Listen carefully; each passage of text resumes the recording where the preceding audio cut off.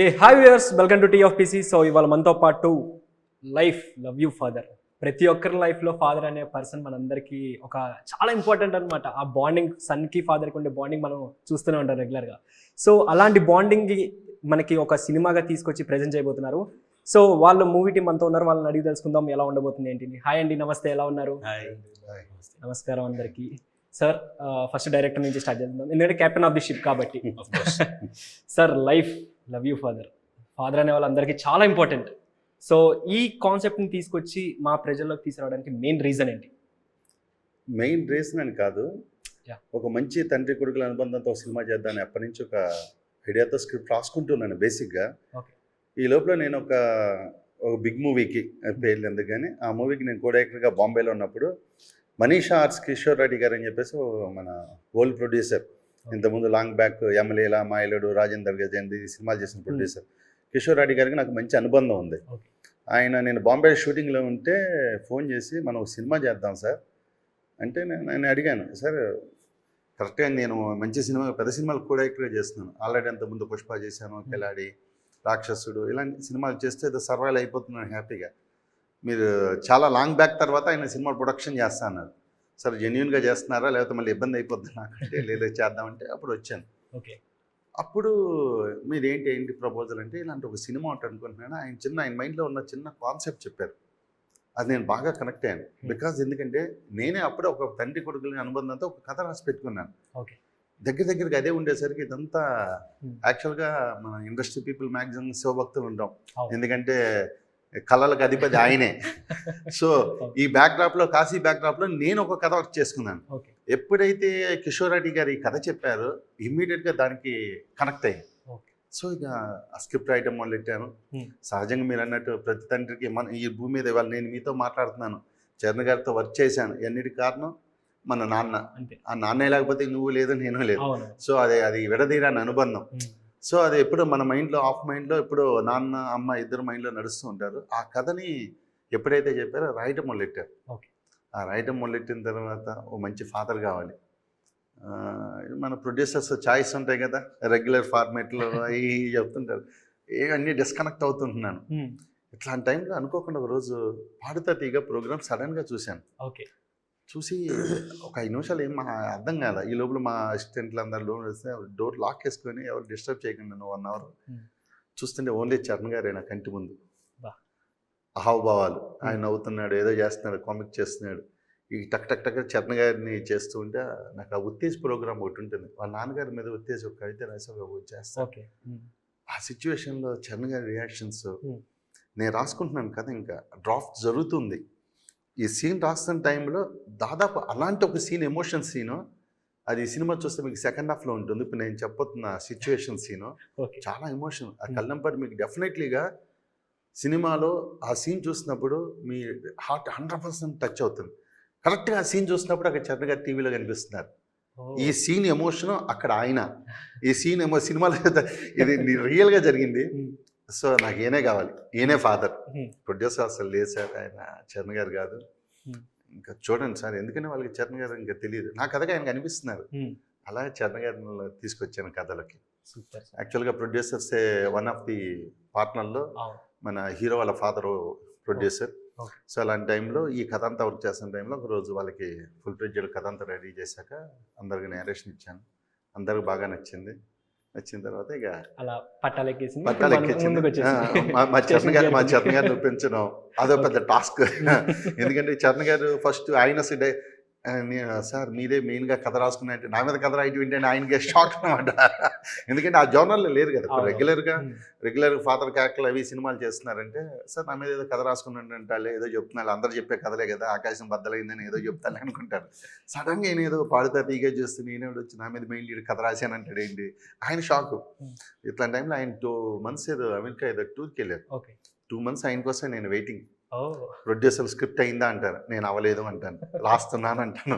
కారణం వాళ్ళకి చెప్పను, ఎందుకంటే నా మైండ్లో ఏం తిరుగుతున్నారు, ఇంకో లేరు అసలు. నేను డిసైడెడ్. ఎందుకంటే లాస్ట్ మినిట్ వరకు నేను చరణ్ గారి కథ చెప్పి ఓకే చేసే వరకు ప్రొడ్యూసర్లకు కూడా నేను చెప్పలేదు. సార్ హీరోని ఫాదర్ని ఫైనల్ చేయండి సార్, హీరో అంటే ఫైనల్. అలాగే వాళ్ళ అబ్బాయిని హీరోయిన్ చెప్పి కథ ఓకే చేశాం కదా, Harsha hero father main lead, అవును. ఫాదర్దే సినిమా ప్రాణం. Hmm. ఎందుకంటే కథ అంతా ఫాదర్ చుట్టూ తిరుగుతుంది, ఎందుకంటే టైటిల్ లవ్ యువర్ ఫాదర్. అవును. సో కథే ఫాదర్ చుట్టూ ఉంది. నా ఫాదర్ ఎవరు అని ప్రొడ్యూసర్లు ఆల్రెడీ 4 నెలల ఆఫీస్ రన్ అవుతుంది, నువ్వు ఫాదర్ తేల్చో నా మైండ్లో ఏనున్నారు. Okay. ఆ టైంలో 2 months వెయిట్ చేసిన తర్వాత సార్ కథ చెప్పాను. చెప్పంగానే సార్ మరి అదే టెన్షన్ ఉంటుంది కదా, డైరెక్ట్గా కథ అప్ప చెప్పేస్తాం, ఏదో ఎమోషన్లో Okay. నోటికి వచ్చినంత డ్రామాలు యాక్ట్ చేసేసి ఏదో ఒకటి ఒప్పించడం కోసం కింద పడి మీద పడి చెప్పేసేసాను. ఆయన వినేసి ఫైనల్గా టెన్షన్, ఆయన ఏమంటారు, ఓకే అంటారా కాదా, ఓకే అంటారా కాదా. ఎందుకంటే 3 నెలలు ఆయన్ని ఇమాజిన్ చేసుకుంటే సీన్లు వర్క్ చేస్తూ ఉన్నాను. సార్ ఆయన చాలా హ్యాపీగా సపోర్ట్ చేశారు. చరణ్ గారి సపోర్ట్ వల్లనే ఈ సినిమా ఇవాళ మీ ముందు ప్రెస్కి వచ్చింది. Super super. ఎందుకంటే వితౌట్ చరణ్ గారు సపోర్ట్ లేనిదే ఈ సినిమా మీ దగ్గరికి ఇంకా వచ్చేది కాదు. ఎందుకంటే అది టు బి హానెస్ట్గా చెప్పగలను. ఎందుకంటే ఆయన చాలా ఇబ్బంది పెట్టాను లొకేషన్లో. ఆయన క్యారెక్టర్ అంటే సినిమా పరంగా ఒక సీన్లో ఏంటంటే లాస్ట్ ఎడ్జ్లో వస్తారు. ఈ చిన్న సినిమాలు ఎలా ఉంటాయి, ప్లానింగ్లో రకరకాల ఇష్యూస్ ఉంటూ ఉంటాయి. సో పొద్దున్న ఆయన 8:30కి అర్జెంటుగా రండి సార్ అని చెప్పి మా పాప వాళ్ళ మేనేజర్ ఫోన్ చేస్తారు, సార్ 9:30కి రావచ్చా, లేదు సార్ 8:30 రావాల్సిందే సార్,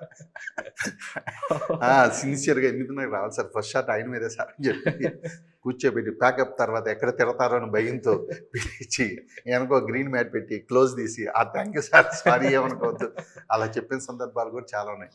కానీ ఏ రోజు ఒక ఎక్స్ప్రెషన్, మొన్న ఏదో సార్ చెప్పారు ఏదో సభలో, ఏదో మన ఒక ఛానల్ ఇంటర్వ్యూ, సహనానికి వాళ్ళ నాన్నగారు ఒక ఇదన్నారు, ఒక పారామీటర్ ఎగ్జాంపుల్ సహనానికి ఎవరు చెప్పారంటే బాలసుబ్రహ్మణ్యం గారు ఒక ఉదాహరణ అని చెప్పారు. ఆయన జీవితంలో ఒక్కసారి తిట్టలేదు, ఒక్కసారి ఏ అని అనలేదు, ఆయన చేసిన తప్పులు కన్నా. మా దృష్టిలో చరణ్ గారు, నేను చాలామందిని లొకేషన్లో ఇబ్బంది పెట్టాను. ఇబ్బంది అంటే సినిమా ఇబ్బంది అంటే పర్సనల్ ఇబ్బందులు ఉండవు.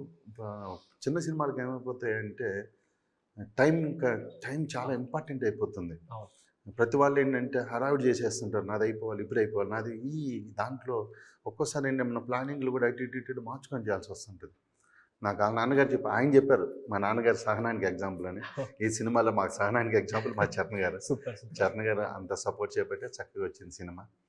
సో ఈ కథ గురించి చెప్పాలంటే టైటిల్ అలాగే ఓ తండ్రి కొడుకులు మంచి అనుబంధం.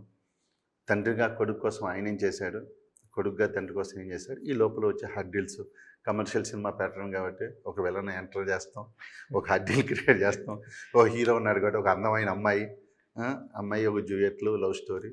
బట్ కథ బేసిక్గా వచ్చేసి ఈ లవ్ స్టోరీ కమర్షియల్ ఎలిమెంట్ కన్నా ఒక తండ్రి కోసం కొడుకు ఏం చేశాడు, ఆ కొడుకు కోసం తండ్రి ఏం తాపత్రయపడ్డాడు.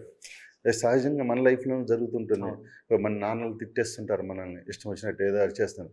బట్ వాళ్ళ మోటివ్ ఏంటంటే మనం తిట్టడం టార్గెట్ కాదు, మనం తిట్టడం కోసం వాళ్ళకి అనలేదు అసలు కాదు, వాళ్ళకి అవసరం లేదు, మనం తిట్టడం కాదు, మనం ఎక్కడ ఏదైపోతామో పెయిన్ ఉంటుంది. అలాంటి పెయిన్ ఈ క్యారెక్టర్లో చరణ్ గారికి ఉంటుంది. సో వీడి లైఫ్ సెటిల్ చేయాలి, వీడు బాగుంటే ఎక్కడున్నా చూసే ఒక తండ్రిగా హ్యాపీనెస్. మనం బాగుండాలని కోరుకునేది ఫస్ట్ పర్సన్స్ మన తల్లిదండ్రులే, ఆ తర్వాత ప్రపంచంలో ఎవరైనా మన పక్కన ఫ్రెండ్, ఇవన్నీ సెకండరీస్. మన సంతోషాన్ని, మన ఆనందాన్ని, మన బాధని మనం ఎంత అనుభవిస్తున్నామో దానికన్నా 3 రెట్లు ఎక్కువ అనుభవించేది మన తల్లిదండ్రులే. సో అంత అనుబంధమైన స్టోరీ అది. అంటే నైస్. సో చరణ్ గారు, హాయ్ అండి. సో మీరు ఆల్రెడీ ఇంత ముందర చేశారు, బట్ కంపేర్ టు ఇది హౌ ఈజ్ యువర్ ఫీలింగ్?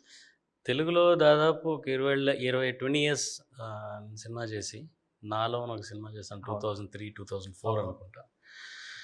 దాని తర్వాత అసలు ఈ తెలుగులో సినిమా అన్న దాని గురించి ఆలోచన లేదు, అసలు థాట్ ప్రాసెస్సే లేదు. పవన్ గారు వచ్చి కథ చెప్పేంత వరకును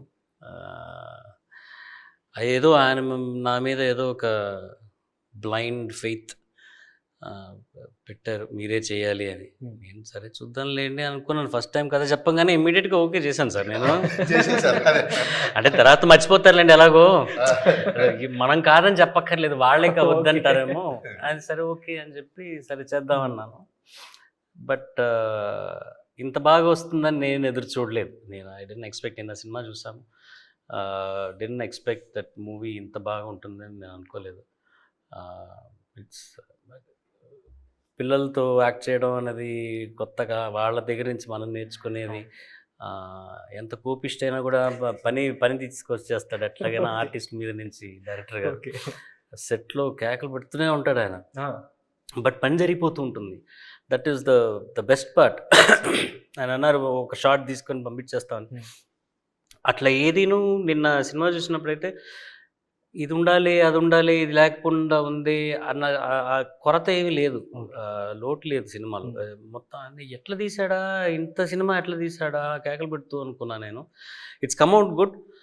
hopefully it will do well in the market. So and ఇంకొకటి, మీరు మామూలుగానే మిమ్మల్ని మేము యాక్టివ్గా చూస్తుంటాం, హోస్టింగ్ టైంలో కావచ్చు, లేకపోతే జడ్జి కావచ్చు, మేము యాక్టివ్ చూస్తూ ఉంటాం. సో ఇప్పుడు ఈ మూవీలో చూసుకుంటే మీరు డ్యాన్స్లు, స్టెప్పులు అసలు నెక్స్ట్ లెవెల్ ఉంది మొత్తం. పాడుతూ తీగ స్టేజ్ పిల్లలతో ఏం చేస్తున్నానో అదే చేశాను ఇక్కడ కూడా. అంతే, మన స్క్రిప్ట్ ఉంది ఇక్కడ, అక్కడ స్క్రిప్ట్ లేదు. పిల్లలు ఏదైనా కొంచెం అల్లరి చేశారంటే వాళ్ళతో పాటు నేను కూడా అల్లరి చేయడమే. ఇక్కడ హర్షతో ఆ అల్లరి అన్నమాట, అంతే. But good fun. చాలా ఏళ్ల తర్వాత కొంచెం భయం ఉండింది ఫస్ట్ షెడ్యూల్లో కరెక్ట్గా చేస్తున్నామా లేదా అని. బట్ బాగా కాన్ఫిడెన్స్ ఇచ్చారు అందరూ. సో సరే ఓకే చూద్దాం ఎలా జరుగుతుందో అనుకున్నాను. నేను సినిమా చూసిన తర్వాత I'm happy, everybody is happy. Hopefully it will do well. Super super అండి. హాయ్ హర్ష, హాయ్, ఎలా ఉన్నావు? బాగున్నాను. సో ఇది నీ డెబ్యూ కదా, how is your feeling as a hero? నేను ఎక్స్పెక్ట్ చేయలేదు ఇంత దూరం వస్తుంది సినిమా, అనుకోలేదు నేను. అప్పుడే మీ ముందుకు వచ్చేస్తుంది April 4th. ఫస్ట్ టైం అంటే నాకు చిన్నప్పటి ప్యాషన్ ఉందన్నమాట, యాక్టింగ్ చేయాలి, ఇలా చేయాలని. సో జాబ్ వచ్చి ఒక 3 months 4 months ఒక సాఫ్ట్వేర్ జాబ్ చేస్తూ అది ప్యాషన్ ఫాలో అవ్వాలని చెప్పి ఒక ఇంట్రెస్ట్తో US వెళ్దామని చెప్పి ఆగిపోయి, అది కూడా వెళ్ళకుండా డాడీ దగ్గరికి వెళ్ళి నేను ఇలా చేద్దాం అనుకుంటున్నాను. డాడీకి తెలుసు ఎప్పటి నుంచి చేద్దాం అనుకుంటున్నాను. సరే అని చెప్పి స్టోరీస్ వినడం స్టార్ట్ చేసాం. ఒక 10-15 ఆల్మోస్ట్ నియర్ టు 18 అలా స్టోరీస్ విన్నాను. ఏది నాకు కనెక్ట్ అవ్వలేదు. కానీ చాలా తర్వాత పవన్ సార్ అలా పరిచయం అయ్యారు. ఆయన స్టోరీ చెప్పినప్పుడు ఫాదర్ అండ్ సన్, ఎందుకంటే మా ఫాదర్ ఇందులో చేస్తున్నారు అంటే ఆయన ప్రొడ్యూసర్ కాబట్టి ఒక ఇంతకంటే మంచి ఆపర్చునిటీ రాదు. ఒక ఫస్ట్ ఫిలిం ఫాదర్ మీదే చేయడం అనేది చాలా మంచి పాయింట్ అనిపించింది నాకు. So father and son story, ఆ స్టోరీ కూడా చాలా బాగా చెప్పారు. ఆయన నరేషన్, అసలు ఫస్ట్ నరేషన్ అయితే అసలు హీరోయిస్గా ఉండేది, తర్వాత మారుతూ వచ్చినాయి, ఇంకా బాగా వచ్చినాయి అవి. సో అట్లా ఓకే నెక్స్ట్ నచ్చింది స్టోరీ, లాక్ అన్నీ చేసాము.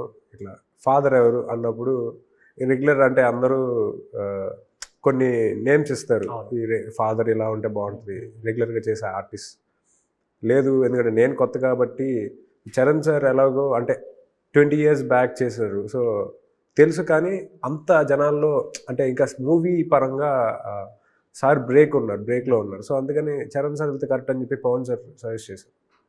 సో వెంటనే బాగుంది, ఎందుకంటే కొత్త ఎందుకంటే ఆడియన్స్ తొందరగా కనెక్ట్ అవుతారు. కొత్త అబ్బాయికి ఒక కొత్త ఫాదర్ అంటే తెలుసు, బట్ ఆ బాండింగ్ అనేది ఇంకా బాగుంటుంది అని చెప్పి. సో అట్లా చరణ్ సార్ ఆయన ఫస్ట్ టైం వెళ్ళినప్పుడు ఓకే చేశారని చెప్పి విన్నాను. సో అట్లా అంత దూరం స్టార్ట్ అయ్యి ఇంత దూరం వచ్చింది. చాలా ఇప్పుడైతే చాలా కాన్ఫిడెంట్గా ఉన్నాం మేమైతే. మూవీ మేము చూసుకున్నాం ఇప్పటికి. సో తప్పకుండా జనాలు నచ్చుతుంది మూవీ. సూపర్. అండ్ సార్ మీకు ఇప్పుడు ఈ రోల్ తర్వాత నెక్స్ట్ వచ్చేవన్నీ మ్యాక్సిమం ఇవే ఉంటాయో అనిపిస్తుంది నాకు. మీరు ఓకే చేసేస్తారు మరి నెక్స్ట్ వాటికి కూడా?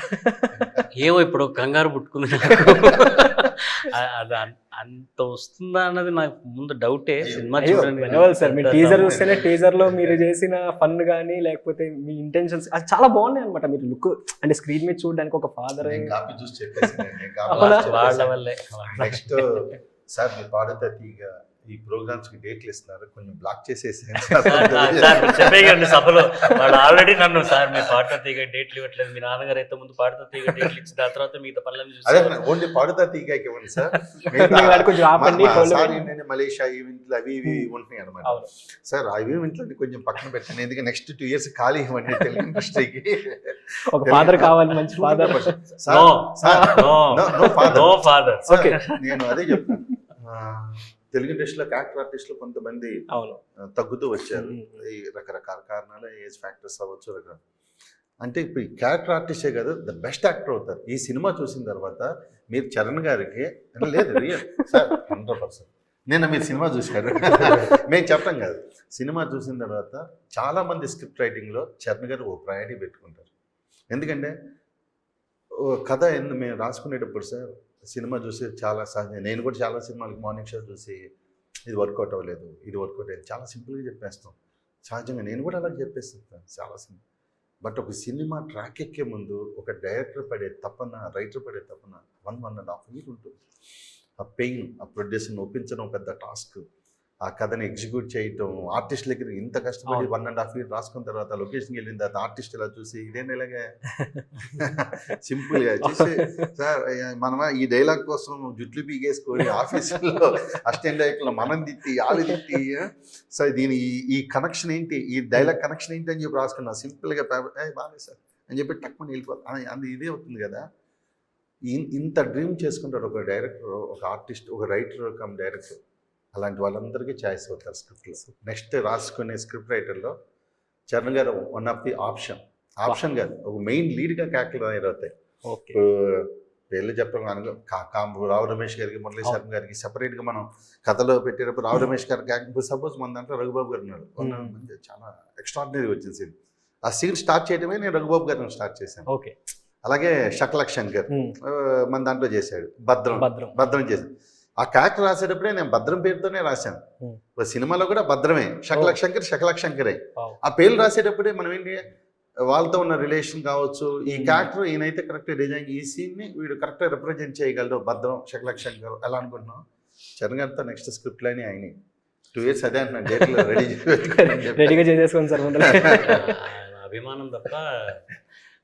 కానీ ఫాదర్ అంటే హర్షాకి మాత్రమే ఫాదరు. అవునా? ఇంకెవరు note this point your honour.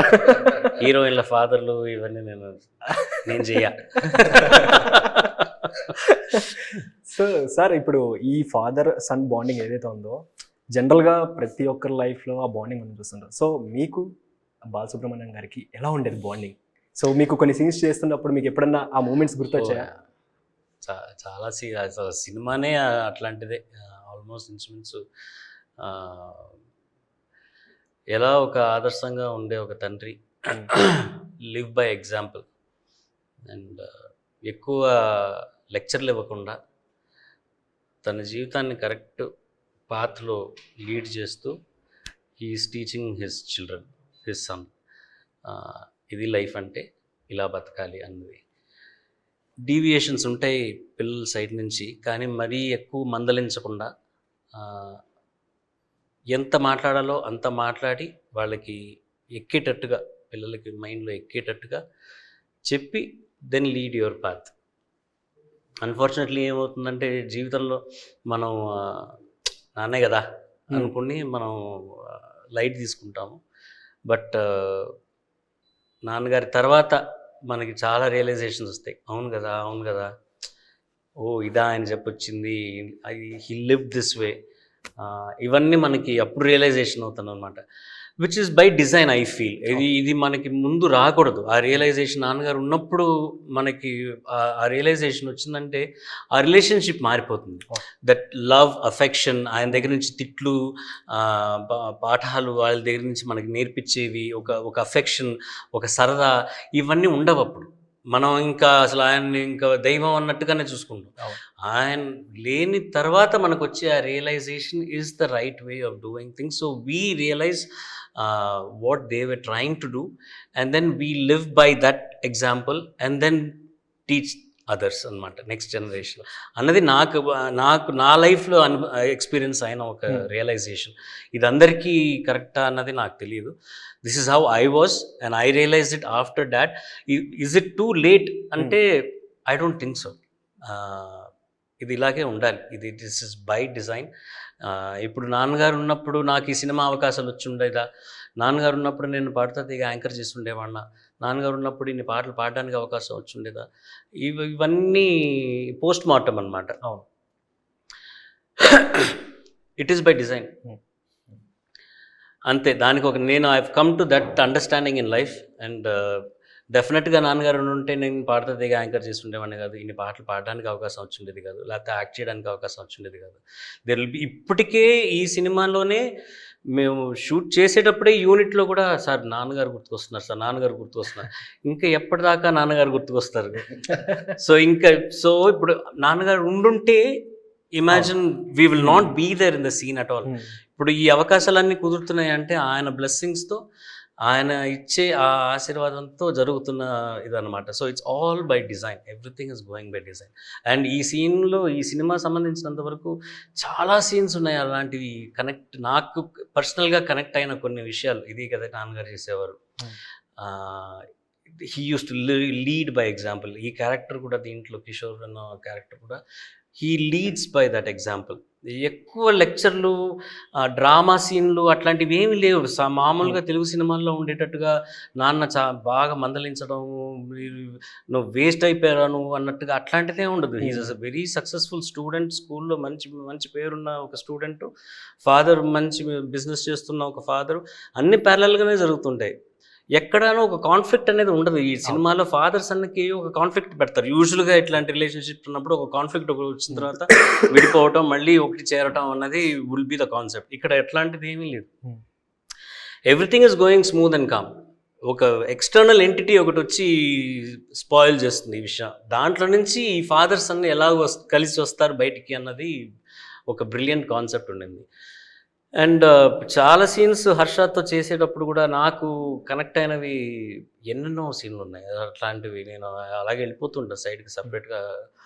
ఆ సాంగ్లో అయితే నాకు చూపించేవారు నాన్నగారు ఎట్లా చేశారు ఆ ప్రేమికుడిలో ప్రభుదేవతో. దయచేసి నాకు చూపించకండి, I don't want to see it. ఎందుకంటే అప్పటికీ ఇంకా టెండర్గా ఇప్పటికీ ఉన్నాను అలాగే. చాలా రెఫరెన్సెస్ నాన్నగారి గురించి వచ్చేటప్పుడల్లా నేను కొంచెం అలా ఆఫ్ అయిపోతుంటాను అనమాట. ఐ జస్ట్ అలూఫ్ అయిపోయి, ఐ జస్ట్ ఒక 5 నిమిషాలు కామ్ అయిపోయి మళ్ళీ then I come back to work. So అట్లాంటి సంఘటనలు చాలా జరిగినాయి. బట్ అవన్నీ దాటి it was a fun time working with Harsha, Pavan garu. ఎంత టెన్షన్ ఉన్నా సెట్లో ప్రవీణ్ గారు కూడా అలా కొంచెం కామెడీ చేసుకోవడం, మేము పాటలు పాడుకుంటూ అలా కూర్చొని ఉంటాం సైడ్లో. ఏ రండ్రా అని అంటుంటారు సారు. సార్ టెన్షన్ అవుతున్నాం, మన సైడ్కి వెళ్ళిపోదాం అనుకుంటుంటాం అనమాట. But great experience. 1.5 years it was good fun. Super. ఎందుకంటే మణి శర్మ గారు మ్యూజికల్ అంటే మనందరికీ తెలుసు, ఆయన మ్యూజిక్ కానీ అది కానీ బాగుంటుంది. సో మీరు ఆయనతో కలిసి వర్క్ చేశారు చాలా సాంగ్స్ కానీ అది కానీ. సో ఈ మూవీలో సో ఎలా ఉంది, ఆయన మిమ్మల్ని స్క్రీన్ మీద చూస్తూ అవి కంపోజ్ చేస్తున్నప్పుడు కానీ అది కానీ ఎట్లా అనిపించింది? నేను సార్ కథ చెప్పడానికి వచ్చినప్పుడు ఫస్ట్ అడిగింది మ్యూజిక్ ఎవరనేది. మణన్న అనగానే నాకు ఐ వాజ్ సో హ్యాపీ. అంటే ఆయన సంగీత ఆధ్వర్యంలో చాలా పాటలు పాడారు, కానీ నేను యాక్ట్ చేసే ఒక సినిమాకి ఆయన మ్యూజిక్ డైరెక్టర్ అనగానే నాకు అసలు టాప్ ఆఫ్ ద వరల్డ్. మణన్న మన సినిమాకి మ్యూజిక్ చేస్తున్నారంటే ఇంకా వేరే లెవెల్లో ఉంటుంది ఇంకా మ్యూజిక్ అనుకున్నా. అండ్ అలాగే ఇచ్చారు. అసలు the most uplifting points in the film, ఆ సీన్స్కి ఆయన ఇచ్చారని మ్యూజిక్ అసలు ఇంతవరకు నేను ఆఫ్ లేట్ అంత హెవీ మ్యూజిక్ నేను వినలేదు. And all set and done, this is a small film. కొత్త హీరో, కొత్త క్యారెక్టర్ యాక్టర్సు, కొత్త director, resurgence of Manisha arts. It's all you know, it's a small film. కానీ ఈ సినిమా చూసేటప్పుడు ఆ రీ రికార్డింగ్ విన్నారంటే మీరు, ఇట్ విల్ బీ లైక్ ఒక పెద్ద హీరో సినిమా, పెద్ద డైరెక్టర్ సినిమా, పెద్ద ప్రొడక్షన్ కంపెనీ, ఆ లెవెల్లో ఉంది music. In par with any of these big films. మీరు ఇప్పుడు చూస్తే ఆ సినిమాలకు వచ్చిన మ్యూజిక్కి దీనికి అసలు ఏమి తక్కువే లేదు. ఐ విల్ సే మణి అన్న is back with a bang. And ఆయనకి ఈ లవ్ యువర్ ఫాదర్ సినిమా రావాలి ఆయనకి to come back as a big music director. Super super. ఎందుకంటే హే మధుమతి సాంగ్ ఉంది, అది వింటున్నప్పుడు కింద నేను కామెంట్స్ చూసా ఫస్ట్. అసలు ఏంటి కామెంట్స్ ఏం పెట్టారు, ప్రతి ఒక్కరు అబ్బా చాలా రోజుల తర్వాత మళ్ళీ ఒక మంచి ఫీల్ గుడ్ సాంగ్ వింటున్నాము. అసలు ఇంకోటి ఫాదర్ ఫ్రెండ్ ఒకటి సాంగ్ ఉంది, అది కూడా కింద చాలా బాగున్నాయి. కింద కామెంట్స్ చూస్తుంటే కామెంట్స్ బాగున్నాయి ఫస్ట్ థింగ్. అంటే వాళ్ళకి అంత కనెక్ట్ అయింది అనమాట, యాప్ చేసుకున్నారు ఆ సాంగ్స్ ఓన్ చేసుకున్నారు. ఏది నిన్న సినిమా చూసేటప్పుడు ఐ ఫెల్ట్ అన్ని పాటలు కొంచెం స్లోగా ఉన్నట్టున్నాయి. ఆ పార్టీ సాంగ్ కానీ, ఐటమ్ సాంగ్ కానీ, కానీ ఏంటంటే దాంట్లో ఒక మెలడీ ఉన్నది. మణి అన్న has gone back to that melody mode. ఎలా ఆయన ఒక మెలడీ బ్రహ్మాన్ని మనం ముందుగా పిలుచుకునే వాళ్ళం, ఇప్పటికే ఆయన అదే. He's proven himself again. ఆ లవ్ సాంగ్ కానివ్వండి, ఆ father song, son combination song, everything has a decent tempo. మరీ ఎక్కువ ఎక్స్ట్రా లేకుండా లిరిక్ వినపడుతుంది. అది గొప్ప విషయం ఈ కాలంలో. అసలు లిరిక్ సింగర్ వాయిస్ వినపడటం అనేది చాలా అరుదైపోయిన కాలంలో అది వినటం అన్నది ఇట్స్ క్లాసిక్ మణి అన్న. సూపర్. సో హీరోయిన్ అక్కడి నుంచి తీసుకొచ్చారు, వై ఇక్కడ అంటే అక్కడి నుంచి తీసుకురావడానికి మెయిన్ రీజన్ ఏంటి మనకి ఇక్కడ టాలీవుడ్? రీజన్ లేదు. ఓకే. సార్ చెప్పినట్టు ఒక చిన్న సినిమాగా ప్లాన్ చేసుకున్నప్పుడు ఆల్రెడీ ఎస్టాబ్లిష్ హీరోయిన్స్ అనేసరికి మన క్రైటీరియాలో మన బడ్జెట్ ఇవన్నీ దృష్టిలో సహజంగా బాంబే నుంచి ఎందుకు హీరోయిన్లు తీసుకొస్తామంటే హానెస్ట్గా చెప్పాలంటే తక్కువ బడ్జెట్లో వస్తారు. పెద్ద సినిమాల హీరోయిన్లు వదిలేసేద్దాం, అలా మన చిన్న సినిమాలకు వచ్చి ఒక బడ్జెట్ ఉండిపోతుంది, ఈ హీరోయిన్కి ఇంతే బడ్జెట్ అని. ఆ బడ్జెట్లో ఎవరు వస్తారని ట్రై చేసామనుకో ఇక్కడ ఎవరు రారు. ఎవరు రారండి, ఇది కాంట్రవర్సీ అవుతుందేమో కానీ అవుతుందేమో. ప్రాబ్లం ఏంటంటే మనకున్న ఏదైతే బడ్జెట్ ఉందో ఆ బడ్జెట్ లిమిట్లోకి సెట్ చేసేటప్పుడు సెట్ అవ్వక రకరకాల దాంట్లో అప్పుడు ఒక కంపెనీ నుంచి కాస్టింగ్ కంపెనీ నుంచి తను వచ్చింది. ఆల్రెడీ తను ఏవో యాడ్స్ చేసింది, అలాగే చిన్న చిన్న తను చేసిన వీడియోలు సినిమా ఏదో ఒక సినిమా చేసింది, పెట్టిన తర్వాత అసలు మన క్యారెక్టర్కి అమ్మాయి సెట్ అవుతుందని ఆ అమ్మాయిని తీసుకుంటుంది. Super. So working with Kishika and Charan garu నీకు ఎలా అనిపించింది?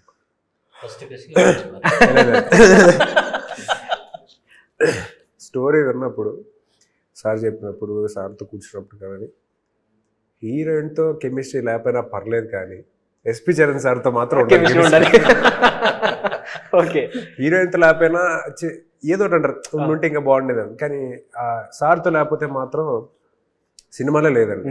సినిమా ఆయన అంత గొప్పగా రాసిన, అందరు అంత గొప్పగా చేసిన పని, ఆ కెమిస్ట్రీ అనేది సార్ దగ్గర నుంచి నాతో మా మధ్యలో లేకపోయి ఉంటే అది రాదు అసలు. అది నేను ఫస్ట్ ప్రయారిటీగా పెట్టుకున్నాను. సో స్టార్టింగ్ నుంచి సార్ ఎప్పుడు వచ్చినా అంటే స్ట్రిక్ట్గా ఉంటారేమో చిన్న ఇది ఉన్నది స్టార్టింగ్లో ఫస్ట్ షెడ్యూల్ అప్పుడు, కానీ ఒక 1-2 డేస్ సార్ని అర్థం చేసుకుని ట్రై చేశాను. సో సార్ చిల్ అని అర్థమైంది నెమ్మదిగా. ఓకే సార్ చిల్ అనమాట. కూర్చుంటాడు, నాతో కూర్చుంటావేంటయ్యా నువ్వు, ఆ అమ్మాయితో రేపు సాంగ్ ఉంది వెళ్ళి కూర్చొని ఆ అమ్మాయితో కబుర్లు చెప్పండి. లేదు సార్. సో అందుకని సార్తోనే ఎక్కువ టైం స్పెండ్ చేయడానికి ట్రై చేసేవాడిని ఎక్కువ. ఆయన కూడా బాగా ఇచ్చేవాళ్ళు అనమాట. అంత ర్యాపో అది ఇచ్చారు కాబట్టి సాంగ్స్లో కానీ ఎక్కడైనా సీన్లో మీరు తప్పకుండా కరెక్ట్ అవుతారు. ఆ father and sun bond correct అవ్వాల్సిందే అని చెప్పి నేను కూడా సార్తో అలా అంత రియల్ ఫాదర్ అండ్ సన్ ఎలా ఉంటారో అలానే ఉన్నారండి. అంత బాగా కుదిరింది. నిజంగా తండ్రి కొడుకులే అని అడిగారు. నిజంగా సార్, అంటే కామెంట్స్ ఉన్నాయి కొన్ని. అదే ఇప్పుడు మనకి ప్రొడ్యూసర్ సన్ కాబట్టి హర్ష ప్రొడ్యూసర్ సన్ గానీ మాత్రమే తెలుస్తుంది మనకి. కొంతమందికి తెలియదు కదా, రామస్వామి రెడ్డి అంటే ఎవరో తెలియదు, అంటే పేర్లు తెలియదు కదా, వీళ్ళకి లింక్ లేదు కదా.